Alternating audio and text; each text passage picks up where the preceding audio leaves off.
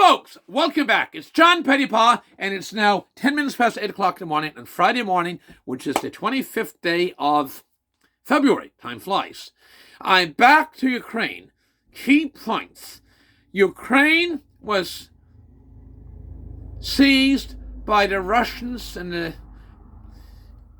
Lenin in 1917. That's 105 years ago, in the Russian Revolution.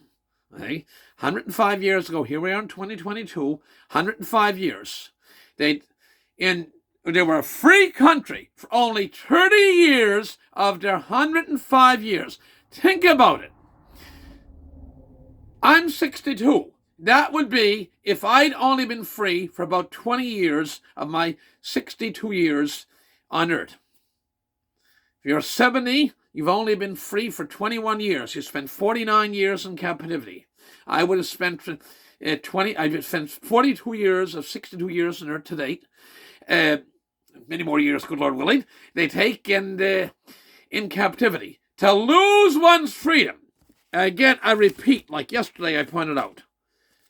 Nova Scotians for freedom. Nova Scotians for freedom. People everywhere in the world yearn for freedom. During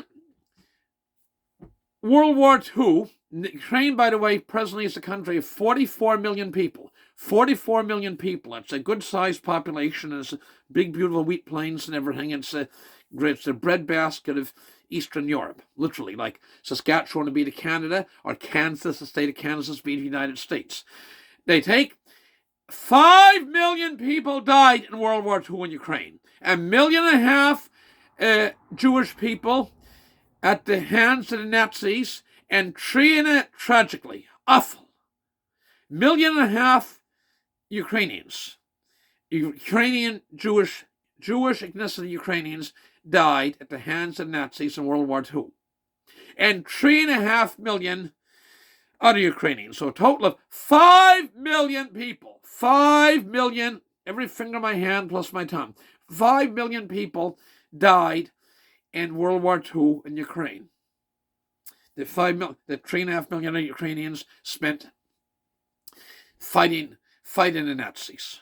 And then before that, in the 30s, in the hungry 30s, when Stalin going in what they call collectivization, taking away the free enterprise motive and making these big communist collective communes, so-called, that don't work out. There's estimated there's something like 4 million people or more died of starvation. They literally starved to death. And now the communist bastards are at the gates of Kiev. It's an awful situation, and you cannot win a war. The Ukrainians, by the way, are fighting very bravely. They shot down a Russian fighter the other night, and they're literally entering for their city, hand-to-hand combat in their beautiful city of Kiev. And it's wrong, and if the world doesn't stand up and support them, it's like the old story. They came for somebody, they came for the people in the country, we didn't say anything. They came for the people in their state or province, didn't say anything. They came for other people in their county or township, we didn't say anything.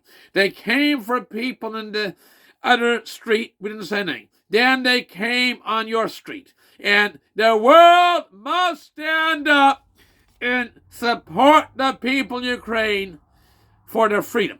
With that, I got to go. I haven't ate my breakfast yet, which is late for me. You eat a good breakfast too. And I wish you all the best. God bless. Thank you very much. Bye for now.